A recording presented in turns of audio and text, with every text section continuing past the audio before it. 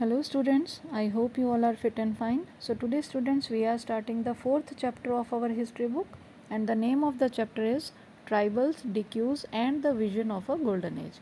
So here beta I want to tell you that the tribals are the people those who belong from forest areas, those who live in the forest areas. तो इनको हम आदिवासी भी बोलते हैं. And the second word, that is decues. This decues word is used for the people those who have come from outside the forest areas. तो ये name उनके लिए रखा गया था. और ये जो आदिवासी लोग थे बेटे, ये एक स्वर्ण युग की कल्पना कर रहे थे. That's why it is written the vision of a golden age. So let us start the chapter. In 1895, a man named Birsa was seen roaming the forest and villages of Chota Nagpur in Jharkhand. तो बिरसा नाम के एक आदमी को झारखंड में जो छोटा नागपुर के जंगल हैं और गांव हैं वहाँ पर घूमते हुए देखा गया. People said he had miraculous powers, he could cure all diseases and multiply grain. तो लोगों का ये कहना था कि जो बिरसा नाम का व्यक्ति था उसके पास बहुत ही चमत्कारी शक्तियाँ थी और वो किसी भी सारी बीमारियों को दूर कर सकता था, और अनाज की अगर छोटी सी कोई ढेरी भी हो तो उसको भी कई गुना बढ़ा सकता था. ऐसी उसके पास अद्भुत पावर्स थी. Birsa himself declared that God had appointed him to save his people from trouble, free them from the slavery of DQs. तो अब जो बेटे बिरसा मुंडा नाम का जो व्यक्ति था उसने खुद ये ऐलान किया था कि उसे भगवान ने लोगों की रक्षा करने के लिए और जो DQs थे मतलब बाहरी लोग जो थे उनकी गुलामी से आज़ाद करने के लिए भेजा है. Soon thousands began following Birsa, believing that he was भगवान and had come to solve all their problems. तो जल्दी ही बेटे बहुत सारे लोग, कुछ ही समय में हज़ारों लोग बिरसा के फॉलोअर्स बन गए. जो बिरसा बोलते थे वैसे ही वो करते थे और उन्होंने भगवान का दर्जा दे रखा था. उन्हें यकीन था कि वो जो बिरसा हैं वो उनकी सारी समस्याओं को, सारी प्रॉब्लम्स को दूर कर देंगे. So Birsa was born in a family of Mundas. तो ये मुंडा बेटे प्रजाति है, जनजाति है एक. तो a tribal group that lived in छोटा नागपुर. तो बिरसा एक मुंडा परिवार में पैदा हुए थे और मुंडा एक जनजातीय समूह है जो कि छोटा नागपुर में रहता है. But his followers included other tribals of the region, Santhals and Oraons. तो बेटे उनके जो फॉलोअर्स थे, उनके जो समर्थक थे, वो लोग दूसरे इलाके से भी थे, दूसरी आदिवासी जनजातियों से भी थे जिनको संथाल और उरांव भी बोला गया है. तो बेटे ये सेकंड जनजाति है जिसके बारे में हम यहाँ रीड कर रहे हैं.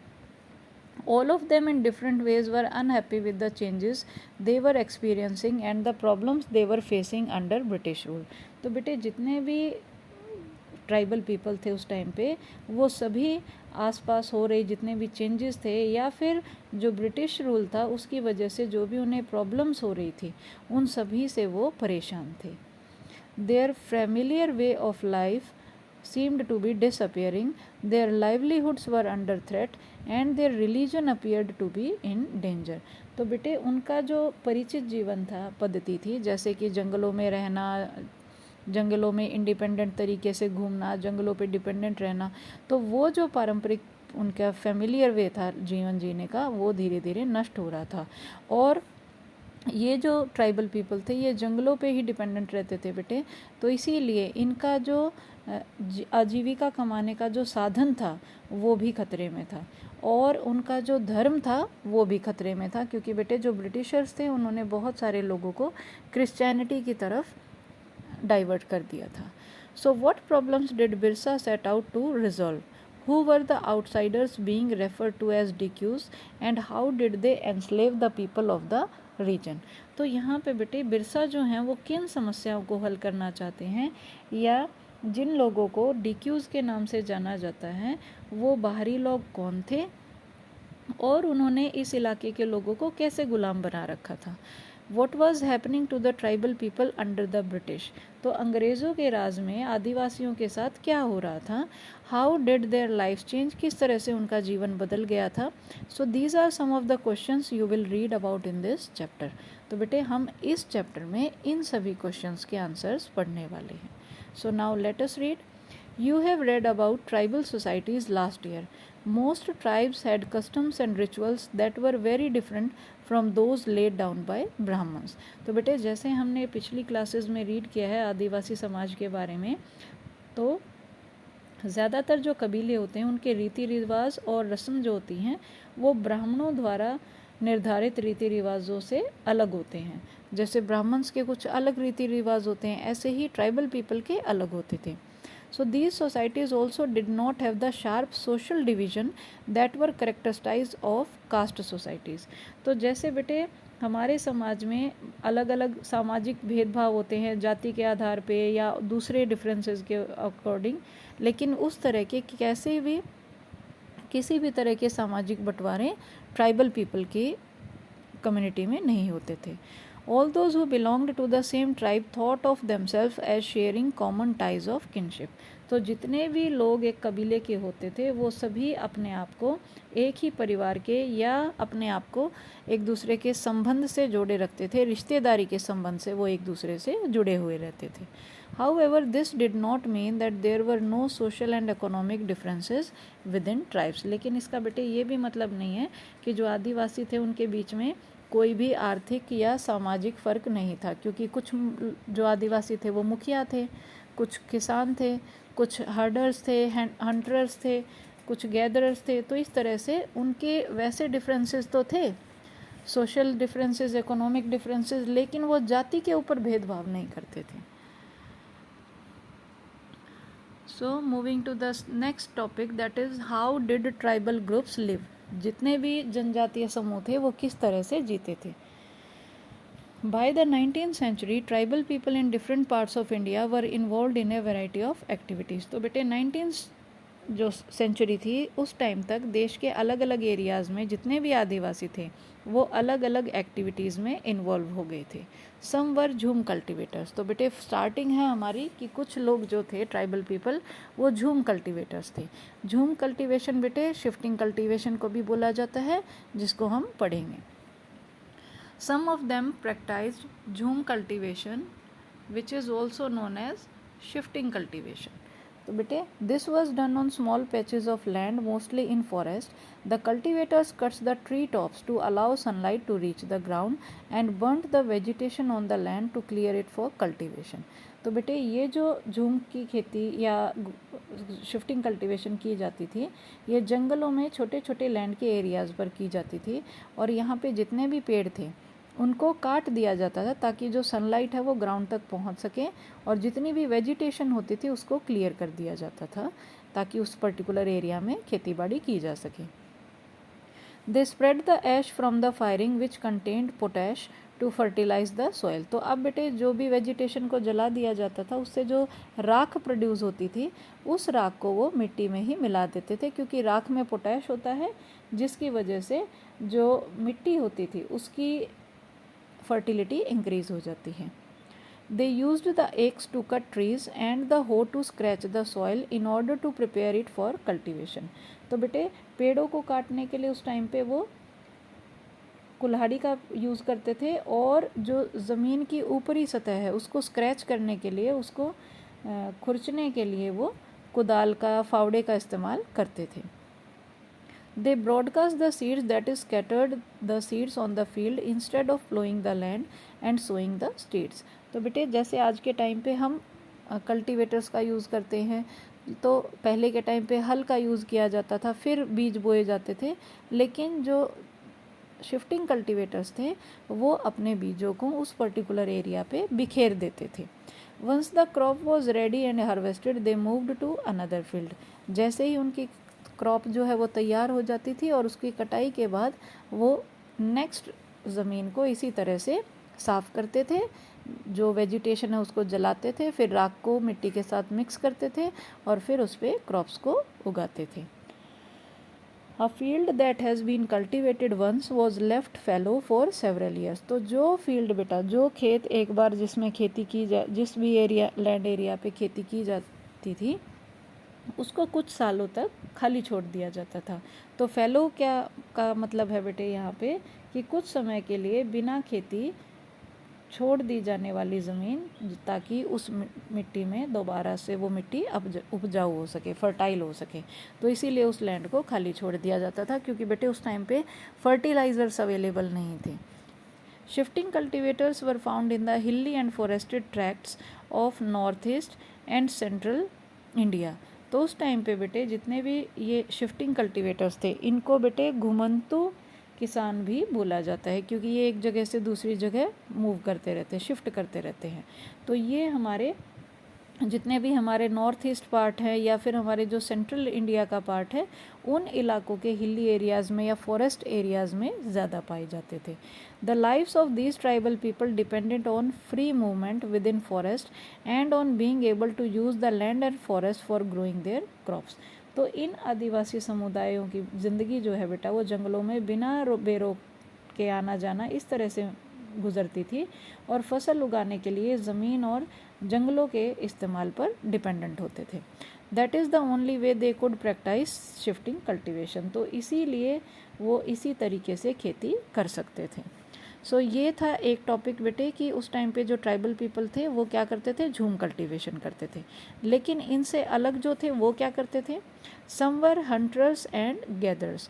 उनमें से जो कुछ थे वो शिकारी थे और गैदरर्स थे, मतलब जो कि भोजन को इकट्ठा करते हैं जंगलों से। In many regions, tribal groups lived by hunting animals and gathering forest produce. They saw forest as essential for survival. तो बेटे बहुत सारे ऐसे रीजन्स थे जहाँ पर जो ट्राइबल ग्रुप्स थे, जो आदिवासी ग्रुप्स थे, वो एनिमल्स का शिकार करते थे और जंगलों से भोजन इकट्ठा करते थे। They saw forest as essential for survival. वो जंगलों को अपनी ज़िंदगी के लिए बहुत ज़रूरी मानते थे, क्योंकि वो टोटली उन पर डिपेंडेंट होते थे। The cons were such a community living in the forest of Orissa. तो बेटा उड़ीसा के जंगलों में जो खोंस प्रजाति के जो लोग हैं, उनके बारे में यहाँ पे बताया गया है कि वो किस तरह से जीते थे।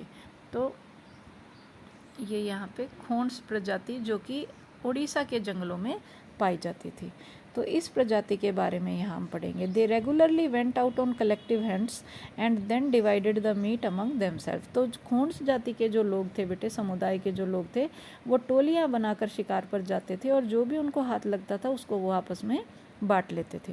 They ate fruits and roots collected from the forest and cooked food with the oil they extracted from the seeds of the sal and Mahua.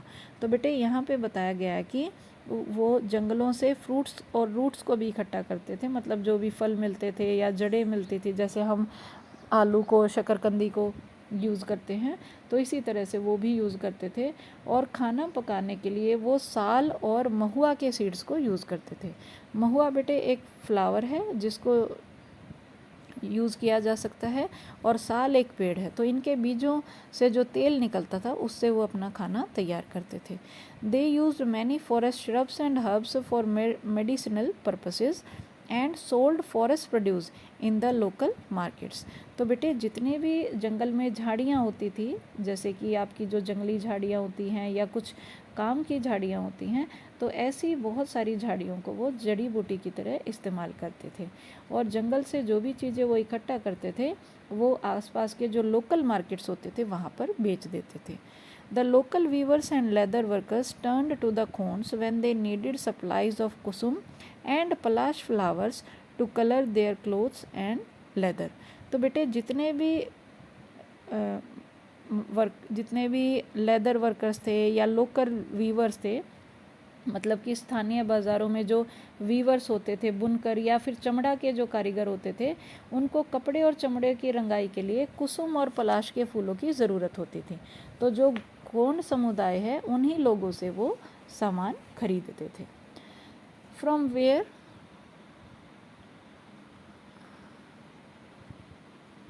From where did these forest people get their supplies of rice and other grains? अब बेटे question आता है कि अब जंगलों में से तो जो उन्हें मिलता था वो तो उन्होंने गैदर कर लेते थे, जो खोंस जाति के बारे में हम पढ़ रहे हैं, लेकिन जब उनको अनाज की ज़रूरत पड़ती थी, चावल की ज़रूरत पड़ती थी, तो वो कहाँ से वो लेके आते थे। तो बेटे आपको याद होगा हमने 7th क्लास में बार्टर सिस्टम में पढ़ा था कि जिसका क्या मतलब था कि हम कुछ भी सामान दे के उसके बदले में कोई दूसरा सामान ले ले। तो ऐसे ही जो ट्रेड होती थी उसको क्या कहते थे, बार्टर सिस्टम। तो यही बेटा जो खोंड जाति के आदिवासी थे उसको फॉलो करते थे कि at times they exchange goods getting what they needed in return for their valuable forest produce. तो कई बार जो चीज़ों की अदला बदली से काम उनका चल जाता था, मतलब जो चीज़ें उनको चाहिए होती थी वो ले लेते थे और जो उनके पास होता था वो उनको दे देते थे। तो सामान के बदले में सामान ले लेते थे। Eight other times they bought goods with the small amount of earnings they had. और कई बार क्या होता था बेटे, जो भी फॉरेस्ट प्रोड्यूस वो इकट्ठा करके बेच के आते थे तो उसके बदले में उनको थोड़ा बहुत कीमत मिल जाती थी, जिसको देकर वो अपना सामान ले लेते थे। Some of them did odd jobs in the villages carrying loads or building roads while others labored in the field of peasants and farmers। तो बेटे जो खोंड जाति के जो जनजाति के जो ट्राइबल पीपल हैं वो कई बार गाँव मतलब अपने आसपास के जो गाँव में हैं वहाँ पर नौकरी करते थे। कोई बोझा ढोता था तो कोई रोड्स को बनाने में हेल्प करता था, कोई नौकरी करता था, और कुछ while others लेबर्ड in the fields of peasants and farmers. कुछ ऐसे आदिवासी भी थे जो खेत में मजदूरी करते थे, मतलब दूसरे लोगों के खेतों में वो किसान वाला काम करते थे। When supplies of forest produce shrank, tribal people had to increasingly wander around in search of work as laborers। तो बेटे जब भी जंगलों में जो फॉरेस्ट प्रोड्यूस है वो कम पड़ जाते थे, क्योंकि वो किसी पर्टिकुलर सीज़न में ही ग्रो करते हैं, तो जब वो कम पड़ जाते थे तो आदिवासी जो थे वो मजदूरी के लिए दूसरे एरियाज़ में जाना शुरू कर देते थे। और इसीलिए यहाँ पर लिखा हुआ है कि sometimes tribal people had to increasingly wander around in search of work as labourers. कई बार तो वो मजदूरी के लिए उनको बहुत ज़्यादा भटकना पड़ता था लेकिन उनको काम नहीं मिलता था। But many of them like the Baigas of central India. अब यहाँ पे बेटे एक और जनजाति के बारे में बताया गया है जो कि बेगाज नाम से जाना गया है। तो बेगाज जनजाति के जो लोग थे वो they were reluctant to do works for other. तो वो औरों के लिए काम करने से कतराते थे। जैसे कि जो खोंड्स जाति के जो आदिवासी थे वो दूसरों के लिए काम कर सकते थे, मतलब लेबरर का काम, किसान का काम, ये सभी काम वो करते थे। लेकिन जो बेगास जाति के लोग थे वो ऐसा काम करके खुश नहीं रहते थे। The Baigas saw themselves as people of the forest who could only live on the produce of the forest. तो बैगा जो जनजाति थी बेटा वो खुद को जंगल की संतान मानते थे और ये समझते थे कि केवल जंगल की उपज से ही उनको ज़िंदा रहना है, जो भी अगर उन्हें जंगल में से मिलेगा सिर्फ उसी पे वो ज़िंदा रहेंगे। It was below the dignity of a Baiga to become a labourer. तो बेटे उस टाइम पे मजदूरी करना जो बेगास थे उनके लिए अपमान की बात थी, तो उनका ऐसा मानना था। तो बेटे यहाँ पे हम देख सकते हैं कि किस तरह से अलग अलग जनजाति जो थी उनके अलग अलग रूल्स थे। तो tribal groups often needed to buy and sell in order to be able to get the goods that were not produced within the locality. तो कई बार बेटे जो चीज़ें जंगल में नहीं उनको मिलती थी आदिवासियों को, तो उन चीज़ों को उनको हासिल करने के लिए आसपास से खरीदना भी पड़ता था। This led to their dependence on traders and money lenders. तो इसकी वजह से बेटे वो धीरे धीरे जो व्यापारी थे और जो महाजन थे, मनी लेंडर्स को महाजन बोला जाता है, जो कि लोन्स देते हैं, पैसे देते हैं, तो उन पे डिपेंड होना पड़ता था। Traders came around with things for sale and sold the goods at high prices. तो जितने भी व्यापारी थे बेटे वो वहाँ पे आकर फ़ायदा उठाते थे, वो जो भी सामान बेचने के लिए लाते थे वो बहुत ज़्यादा कीमतों में उनको बेचते थे।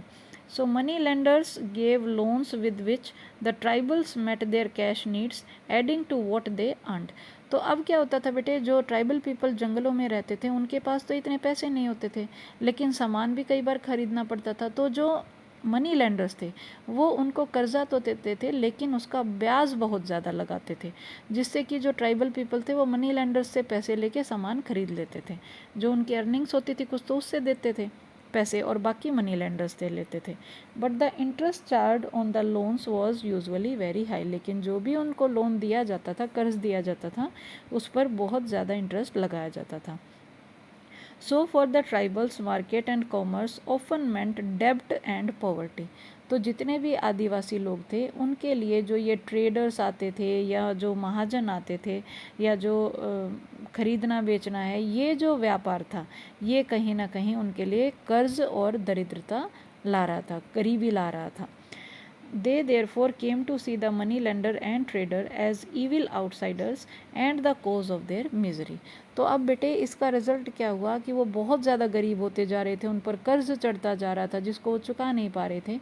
तो इस वजह से जितने भी मनी लेंडर्स थे और व्यापारी थे उनको वो एविल आउटसाइडर्स बोलते थे, बाहरी शैतान बोला जाता था उनको, और अपनी सारी मुसीबतों की जड़ वो उन लोगों को मानते थे, इसीलिए उनका नाम उन्होंने डिक्यूज रखा।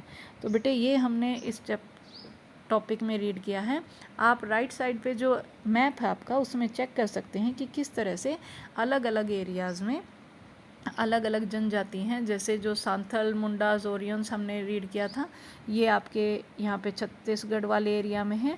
और ऐसे ही हमने बैगाज के बारे में रीड किया है, कोन्स के बारे में रीड किया है। तो इन जनजातियों के बारे में रीड किया है बेटे। आने वाली बाकी जनजातियों के बारे में हम अपनी नेक्स्ट वीडियो में पढ़ेंगे। So till then try to understand the topics well and take care.